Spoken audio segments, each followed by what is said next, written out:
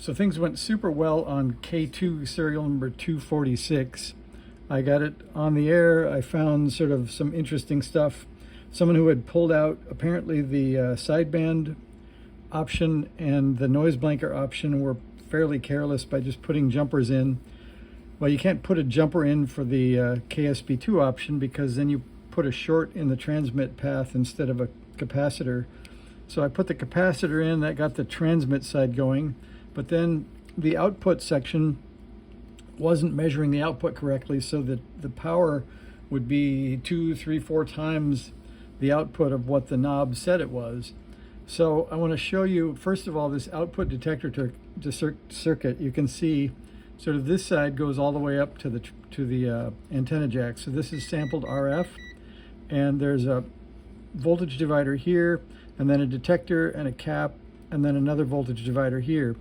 And so I'm suspicious of this resistor on serial number 246, but on the other one that doesn't have a serial number that I've been calling Kurt, it measures differently. So I wanted to show you guys the difference. So my assumption is if I put the probes one way, I'll get the value of this resistor, and if I put them the other way, I'm likely going to bias this diode and maybe see a parallel of this 226 ohm.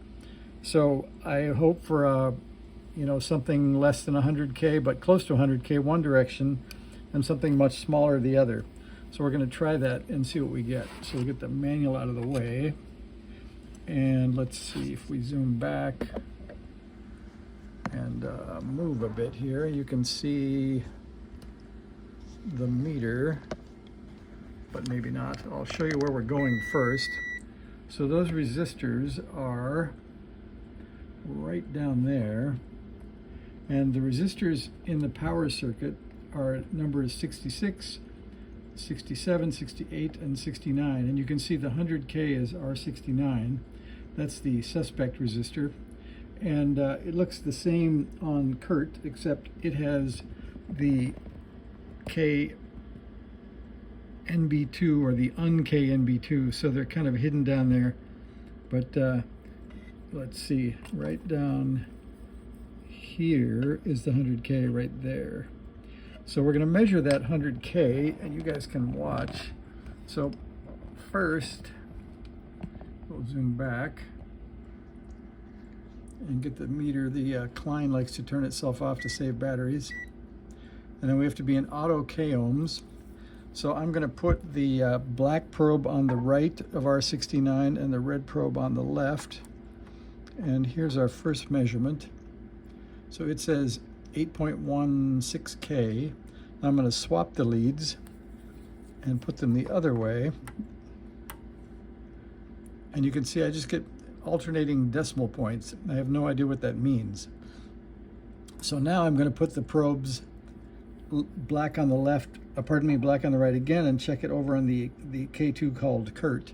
See, I get 89K ohms that direction, and when I swap the probes, I get 97K, so quite different. And I think that means that this 100K ohm resistor, sorry about that, see if I can get that in there, that 100K ohm resistor right there, when I measure this, I get 8K, and when I swap the probes this way, I get open. So I believe that 100K resistor is open. So I'm going to pull it out and measure it, and I'll come back on the next video and tell you what I found. I did find 100K in the parts bin, so we will assume it's bad. I'll measure it, then I'll come back and tell you the results, and hopefully have the resistor in there to see what happened. So thanks for watching.